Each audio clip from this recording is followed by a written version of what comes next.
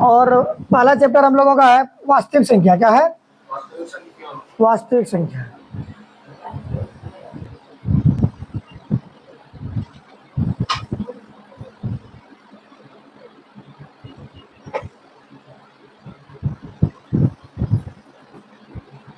Real number.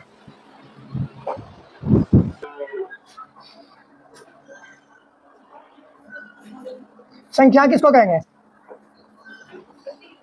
Number.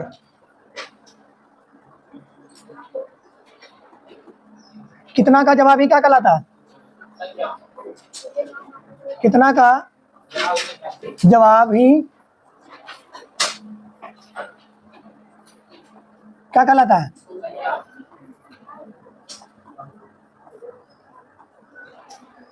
कोई भी चीज ऐसा ना है जिसमें कितना नहीं लगता है। कोई भी चीज में, चाहे बोले मेले में कितने भीड़ था, 50,000 या जितना भी हो, तो कितना जवाब ही क्या होता है? संख्या होता है। कितना जवाब क्या होता है? संख्या होता है। जैसे मेरा मोबाइल नंबर कितना है ना, तो 91 22 69 68 82। ठीक है। फल में कितने टोकरी है? टोकरी में कितने फल है? 50 10 जो भी है। तो बिना कितने का कोई चीज सम ऑफ याद रखना है। कितना का प्रश्न ही क्या होता है? कितना का जवाब ही क्या कहलाता है? संख्या कहलाता है। संख्या कितने तरह से होते हैं? दो। संख्या कितने तरह से होते हैं? दो तरह से होते हैं। कौन कौन?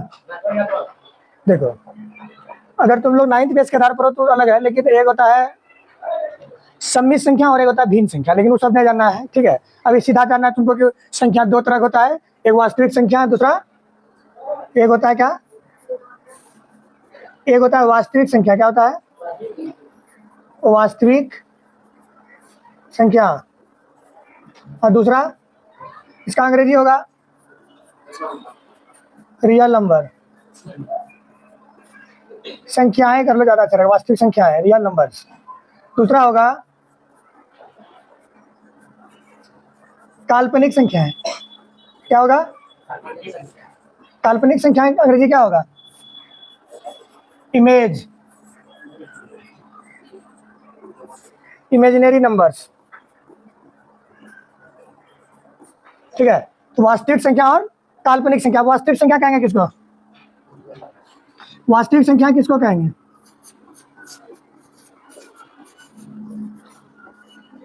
वास्तविक संख्याएं, रियल नंबर्स,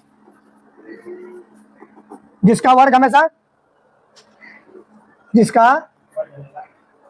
जिसका वर्ग हमेशा क्या होगा? हमेशा धनात्मक हो। क्या हो? धनात्मक हो।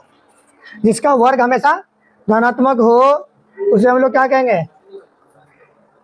जिस संख्या का वर्ग हमेशा क्या हो? धनात्मक हो या संख्या हो जाएगा, ज्यादा अच्छा रहेगा।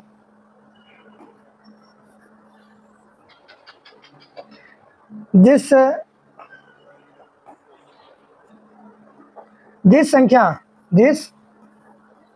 संख्या का वर्ग हमेशा क्या होता है? हमेशा क्या हो? हमेशा धनात्मक हो, उसे हम लोग क्या कहते हैं?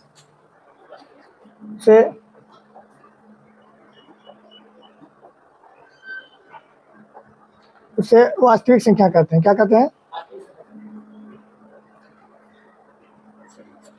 वास्तविक संख्याएं कहते हैं।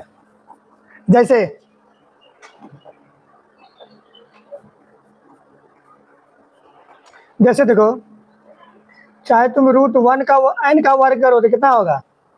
n होगा। √3 का वर्ग करो 3 होगा।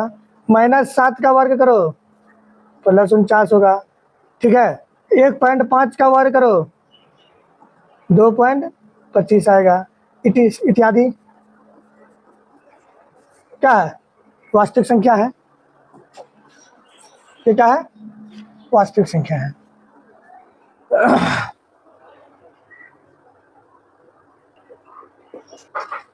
काल्पनिक संख्या देखो, जिसका वर्ग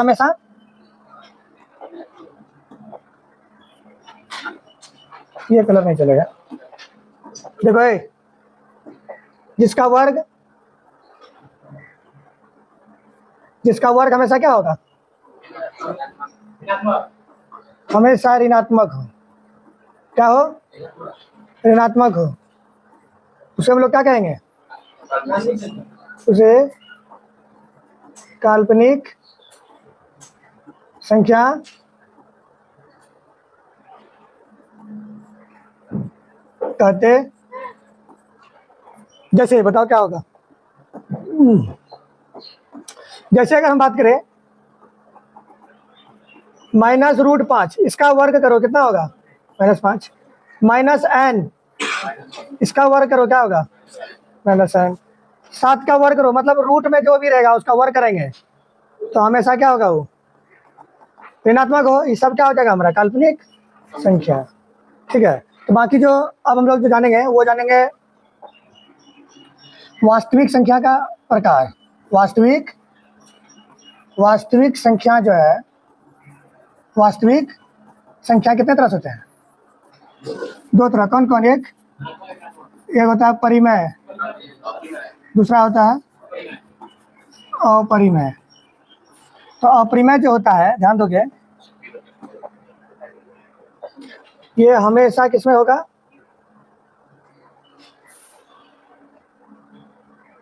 रूट में होगा। किसमें होगा, किसमें होगा, रूट में होगा। ये जो भिन्न में लिखा है, किसमें लिखा है, ना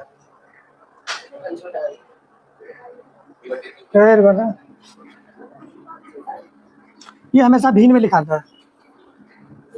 किसमें होगा, भिन्न। किसमें हो, भिन्न बोले तो अंश बटे किस रूप में हो, हर के रूप में हो, अंश बटे हर के रूप में हो। और ये जो होगा हमेशा किसमें होगा, रूट में होगा। किसमें होगा, इसी के अंदर होगा। ठीक है, किसमें हो, ये हमेशा ये किसमें होगा, रूट में होगा। अगर ये रूट से बाहर हो जाएगा, अगर ये बाहर हो जाएगा तो ये क्या बन जाता है, परिमेय बन जाता है। क्या बन जाता है, अपरिमेय। और रूट में रहता है तो ये क्या रहता है, ये रहता है अपरिमेय। क्या रहता है,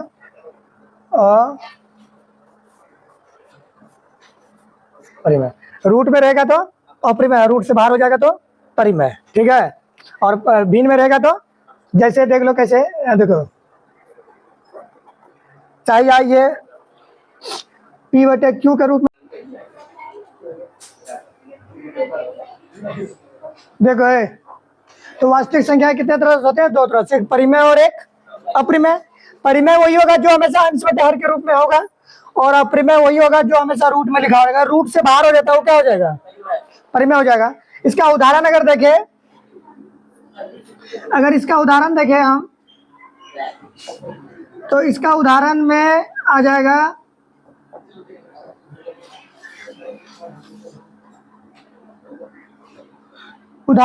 इसका, जैसे P/Q क्या हो जाएगा, या तो M/N या A/B,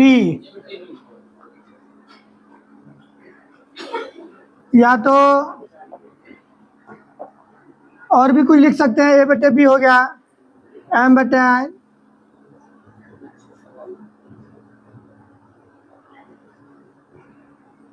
5/7, कुछ भी रहेगा वो क्या होगा, परिमेय होगा।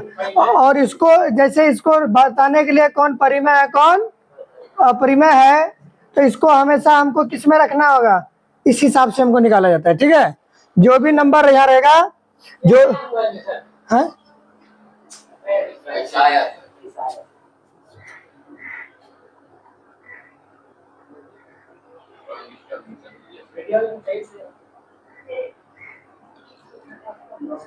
चलो देखो, तो यहाँ पे जो भी नंबर रहेगा वो अपरिमेय कब होगा, जब इसमें निकलेगा, जोड़ा नहीं लगेगा। ठीक है, जोड़ा लगे, क्या लगना चाहिए, जोड़ा लगेगा तो परिमेय, न तो अपरिमेय। अपरिमेय वही होगा जिसका जोड़ा नहीं लगेगा। अब बाकी सम संख्या वगैरह जो होगा सिर्फ बात करेंगे उस पर ज्यादा उलझल। तुम लोगों को बताना है कि सम संख्या, सबसे छोटी सम संख्या क्या होगा? सम संख्या किसको कहेंगे?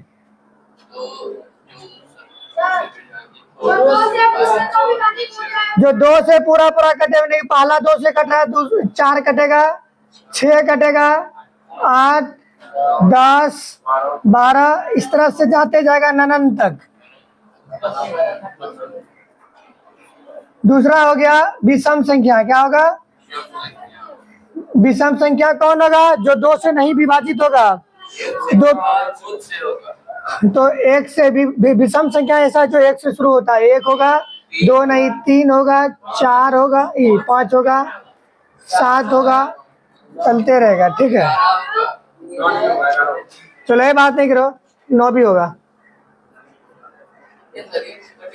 अब इसी में ध्यान देना है, एक बात हमसे पूछेगा सबसे छोटी सम संख्या क्या होगा?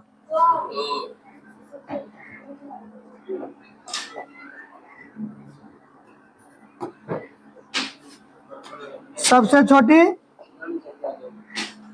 सबसे हमसे पूछेगा सबसे छोटी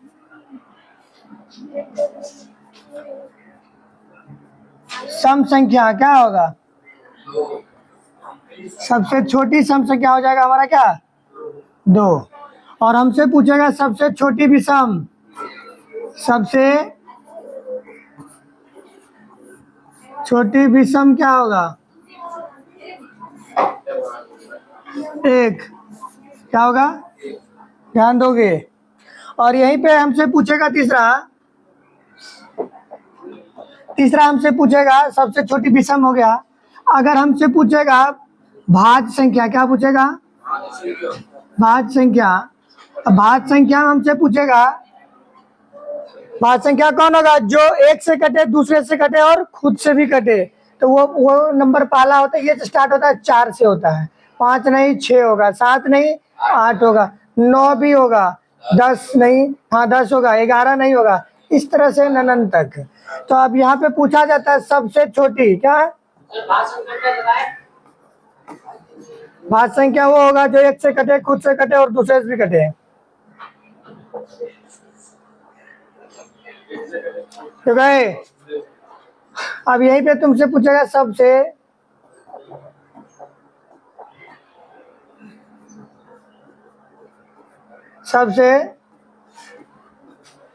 छोटी भाज्य संख्या क्या हो गया? सबसे छोटी भाज्य संख्या 4 हो जाएगा। ठीक है, अब यहीं पे हमसे पूछे अभाज्य संख्या, क्या पूछे? अभाज्य संख्या अगर हमसे पूछे, अभाज्य संख्या वही होगा जो 1 से कटेगा और खुद से कटेगा। तो वो नंबर पहला 2 है, समभाजक है ये। 3 है, 5 है, 7 है, 11 है, 13 है, 17 है, 19 है, 23 है, 29 है, 29, 31 है, 37 है, 37 के बाद 41 है, 43 है, 47 है। काउंटिंग करो, हम 50 तक लिख लिए। 1 2 3 4 5 6 7 8 9 10 11 12 13 14 15। तो एक चीज स्पष्ट हो गया, एक चीज स्पष्ट ये हो गया कि 1 से लेके 50 तक, 1 से लेके मतलब 1 से 50 तक टोटल कितने हैं?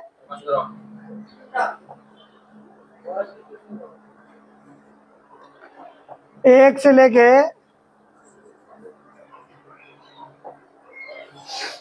1 से 50 तक कितना है? 15 अभाज्य संख्या है। और यहीं पे 1 से 100 तक बात करें तो कितना हो जाएगा? 25 होगा। यहीं पे 1 से 25 तक बात करें तो 9 गो होगा। ठीक है, 1 से 10 तक बात करें, 110 तक क्या गो है? 4 गो है। ठीक है, और 20 से 30 के बीच अगर पूछे हम, 20 से 30 के बीच क्या गो है? 20 से 4 के बीच कितना भाज्य संख्या? 2 ठो। और 30 से 40 के बीच 30 से 40 के बीच दूगो, 31 और 37 दूगो, ठीक है।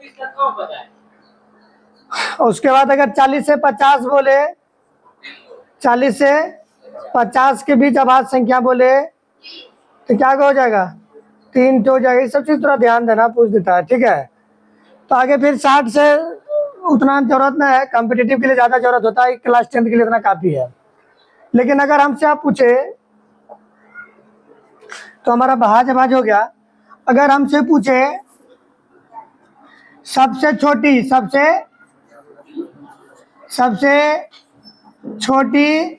सम और विषम, क्या बोलेगा, सबसे छोटी सम और विषम, सबसे छोटी सम और विषम का 1 नंबर मौसो का, मौसो क्या होगा, गुणनफल क्या होगा, ठीक है। वर्ग करके जोड़ने पर क्या होगा,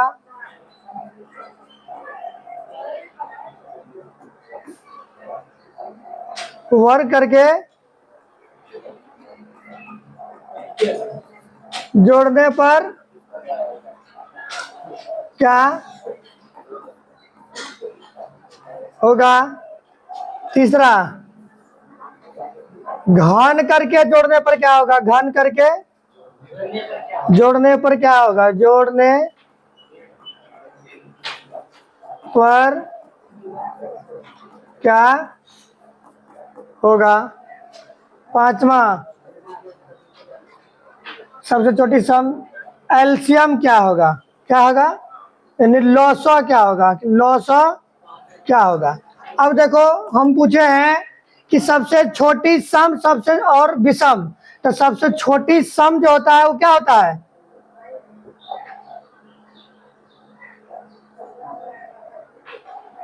सबसे छोटी सम क्या होता है, सबसे छोटी सम होता है 2, कौन होता है, 2, और विषम क्या होता है 1। सबसे छोटी सम क्या होता है 1, सबसे छोटी सम क्या होता है 2, अब विषम क्या होता है 1। और दोनों का अगर मौसम निकाले तो कितना आएगा, ना ना ना ना 1 आएगा, क्या आएगा 1, मौसम क्या आएगा 1। कैसे कि देखो 2 में ऐसे दोगे तो कितना होगा, तो किससे लगा, 2 से लगा ना। और गुणनफल क्या होगा, 2 को 1 से गुना करेंगे तो 2, और वर्ग करके जोड़ने पर क्या होगा, तो 2 का वर्ग प्लस 1 का वर्ग, यानी कि 2 का स्क्वायर 4 प्लस 1, यानी कितना आ जाएगा 5। अब बोले घन करके जोड़ने पर क्या होगा, तो घन करेंगे तो हमारा 2 का क्यूब प्लस 1 का क्यूब, यानी कि 2 का क्यूब 8 प्लस 1 कितना आ जाएगा 9। लॉसो क्या होगा इसका, 2 और 1 का लॉसो निकालेंगे तो 2 ही होगा, क्या होगा 2। तो उम्मीद है ये समझ में आ जाएगा, ठीक है। ये हो गया तुम्हारा सम विषम, ठीक है। अब एक कंसेप्ट और हमसे पूछेगा भाज क्या और अभाज, भाज और अभाज। 1 नंबर योग क्या होगा, 2 नंबर मौसा क्या होगा, किसका, भाज और अभाज। ये भाज कितना होता है 4, ये कितना होता है 2, ठीक है। तीसरा, वर्गों का योग, वर्गों का योग। चौथा, घनों का योग, घनों का योग। देखो भाज, उसका 5वां क्या बोले थे, गुणनफल। क्या, गुणनफल कुछ भी पूछ सकता है, ये चीज ध्यान रखेंगे। अब देखो योग क्या हो जाएगा, 4 प्लस 2, 4 प्लस 2 कितना हो जाएगा 6, मतलब भाज और अभाज का योग कितना हो गया 6। मौसा कितना आएगा 2। तुमसे पूछे वर्गों का योग कितना होगा 4 का वर्ग प्लस 2 का वर्ग, 4 का 16 प्लस 4 यानी क्या आ जाएगा 20। तुमसे पूछे घनों का योग क्या होगा तो 4 का क्यूब प्लस 2 का क्यूब, 4 का क्यूब 64 और 2 का क्यूब 8, 64 8 कितना हो गया 72। और गुणनफल क्या होगा 4 गुना 2 यानी कि कितना हो जाएगा 8। ये हो गया भाज और अभाज रिलेटेड क्वेश्चन, ठीक है। अरे सबसे छोटी भाज अभाज के बीच जो संबंध है वही है। अब जो पूछेगा तुमसे पूछेगा लगातार प्राकृतिक संख्या का योग क्या होगा। लगातार प्राकृतिक संख्याएं मतलब संख्या का योग जो होता है n इंटू n प्लस 1/2 होता है, ठीक है। इसे ध्यान रखोगे। अब उदाहरण के लिए अगर हमसे पूछे लगातार क्या बोलेगा लगातार 10 कितना 10 प्राकृतिक संख्या का योग अगर हमसे पूछे तो क्या हो जाएगा तो डायरेक्ट वही कर देंगे 10 गुना 10 प्लस 1 नीचे में 2। लगातार 10 प्राकृतिक संख्या का योग बोलेगा तो 10 गुना 10 प्लस 1/2 यानी कि 5 गुना 10 यानी कि 5 गुना 11 11 5 55। उम्मीद है समझ में आ गया। अब देखो नेक्स्ट प्राकृतिक संख्या का योग हो गया तो उम्मीद है कि काफी। अब देखो एक संबंध और होता है, एक होता है परिमेय और अपरिमेय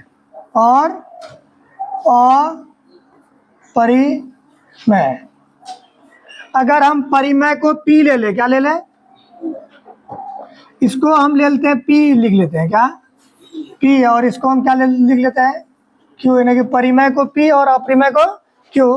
तो एक चीज और समझ लो, तो हमसे अगर पहला पॉइंट पूछे परिमेय को पी लिए अपरिमेय को क्यू लिए तो इसका जोड़ घटा गुना भगा सब क्या हो जाता है इस सब हो जाता है हमारा परिमेय अपरिमेय का जोड़ घटा गुना भगा सब क्या होगा परिमेय अपरिमेय का जोड़ घटा गुना भगा सब क्या होगा अपरिमेय ही होगा। क्या होगा अपरिमेय। दूसरा पॉइंट देखो हमसे पूछेगा परिमेय और अपरिमेय हो गया ये, या तो हमसे पूछेगा ध्यान दो परिमेय क्या परिमेय का जोड़ घटा गुना भगा सब क्या होगा परिमेय होगा। तीसरा हमसे पूछेगा परिमेय और अपरिमेय कौन अपरिमेय और अपरिमेय का जोड़ हमेशा क्या होगा अपरिमेय होगा, लेकिन घटा गुना भागा ये क्या हो जाएगा ध्यान दो ये सिर्फ क्या होगा अपरिमेय, लेकिन ये घटा गुना भागा जो होगा परिमेय भी होगा और अपरिमेय भी होगा, दोनों होगा। क्लियर है समझ गया। तो परिमेय अपरिमेय जोड़ अपरिमेय, ठीक है। उदाहरण के लिए अगर देखा जाए उदाहरण के लिए अगर बात करो यहाँ पे जैसे तुमसे पूछेगा 2 प्लस √3 क्या होगा अपरिमेय होगा। क्या होगा जैसे पूछेगा तुमको 2 माइनस √3 क्या होगा अपरिमेय होगा। चाहे कुछ भी करोगे या 2√5 क्या होगा अपरिमेय होगा, ठीक है। तो परिमेय अपरिमेय का गुना अपरिमेय परिमेय अपरिमेय घटा अपरिमेय, ठीक है। इसी तरह सबका उदाहरण बन सकता है, लेकिन सिर्फ इतना सिर्फ याद रखोगे एग्जाम में क्वेश्चन एक तो यहाँ से बनता है मैट्रिक में भी। अब देखो शांत अशांत क्या बात करें शांत और देखो शांत होता है पहला, दूसरा होता है अशांत। दूसरा क्या होता है अशांत, एक शांत आवर्ती होता है, एक शांत अनावर्ती होता है, अशांत अनावर्ती। तो शांत जान लो, मामला काफी है। कोई भी नंबर अगर, ध्यान दो, कोई भी नंबर अगर इस रूप में है p बटे 2 का पावर m गुना, अगर भाग देने पर कोई भी नंबर को अगर कट जाता है लास्ट तक, अगर कट जाता है कहीं ना कहीं जाकर के, वो पूरा पूरी कट जाएगा तो शांत होगा, और नहीं कटता है तो ये क्या हो जाता है, अशांत। तो 2 का पावर m या 5 का पावर n के रूप का होगा, जहां एक चीज ध्यान रखना, p m n ये क्या होता है, पूर्णांक होता है। क्या होता है, पूर्णांक होता है, ध्यान देना। तो इस रूप में होगा शॉर्ट मेथड से, तो वही क्या होगा, शांत। और जो इस रूप में नहीं होगा वो क्या हो जाएगा, जो इस रूप में होना चाहिए, इस रूप में होगा तब शांत होगा, और इस रूप में नहीं आए, इस रूप में नहीं होगा, क्या होगा, नहीं होगा, तब क्या हो जाएगा, अशांत। क्लियर है? तो शांत अशांत काफी हो गया। अब चलो लास्ट पॉइंट, ये संख्या रेखा है। अब बीच में हम जीरो डाल लेते हैं, बीच में क्या करते हैं, जीरो। ये हमारा जीरो है, 1 2 3 4 5 6 7,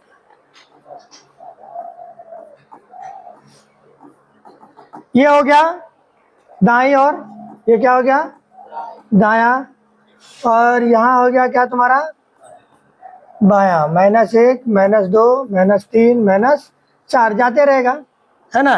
तो एक चीज ध्यान देना, इस रेखा पर जितने भी नंबर होता है, जितना भी नंबर होगा वो हमारा क्या हो जाएगा, पूर्णांक संख्या। क्या होगा, पूर्णांक संख्या कौन होगा, संख्या रेखा की सारी संख्या, संख्या रेखा पर की सभी संख्या, सभी संख्या, मतलब संख्या रेखा पर की सभी संख्या, जितना बैठा हुआ है सब क्या होगा, पूर्णांक होगा।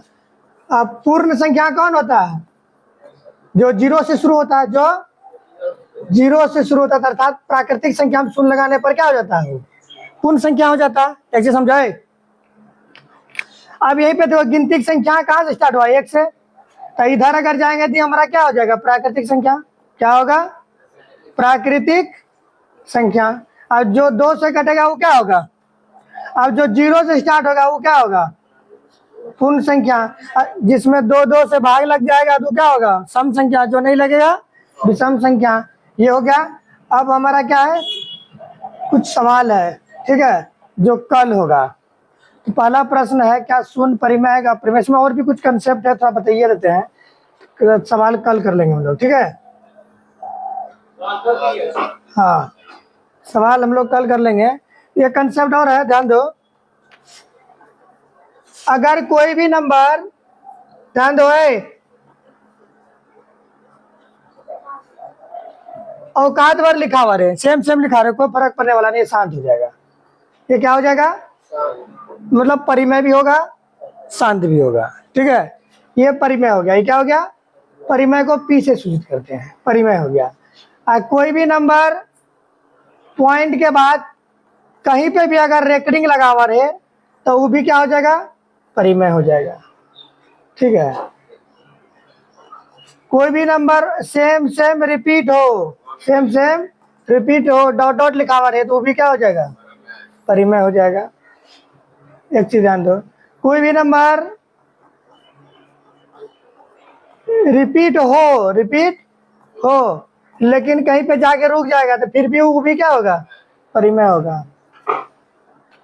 अगर कोई भी नंबर बढ़ता जाए, क्या हो, बढ़ता जाए, औकात बढ़ रही है तो भी क्या होगा, परिमेय।